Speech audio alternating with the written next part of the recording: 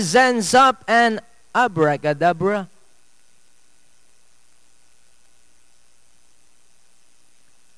Penultimate race for tonight here at the San Lazaro Leisure and Business Park. Zen's Up. Now finally backs only 1 and 3, number 7, Abracadabra.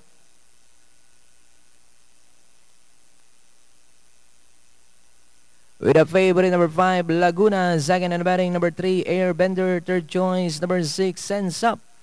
And at fourth choice, number 1, Real Pogi. Abracadabra.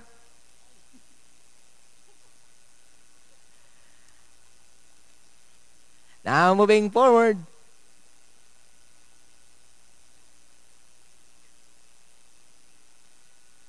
Set to go now.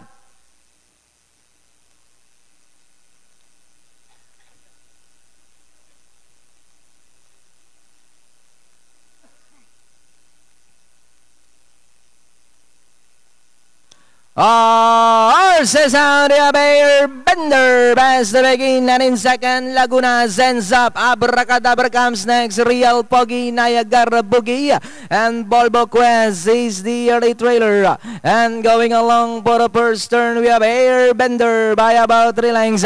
Laguna in second, 2 lengths away in third. Zen's Up. Real Pogi is running by the rail to take third. Racing in fifth position, Abracadabra, Bulbo Quest, and Niagara Boogie is racing in last. And that's the Airbender by about 6 lengths. Laguna still in second. Real Pogi in third. Zen's Up is down in fourth. And in fifth, Bulbo Quest, Abracadabra, and Niagara Boogie. And that's still Airbender by about 4 lengths. Then trying to get closer now in second is Laguna. And in third, Real Pogi. Zen's Up. Airbender still the leader by about 2 lengths. Laguna the outside second. Real Pogi. Zen's Up as they come to the last 150. Airbender still the leader by about 2 lengths. Laguna the outside. Real Pogi.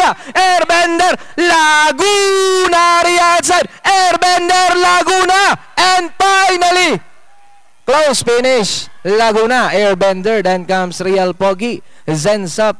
Number 2, Niagara Boogie. Indeed, it was a close finish between numbers 5, Laguna, and 3, Airbender para sa ating race number 7.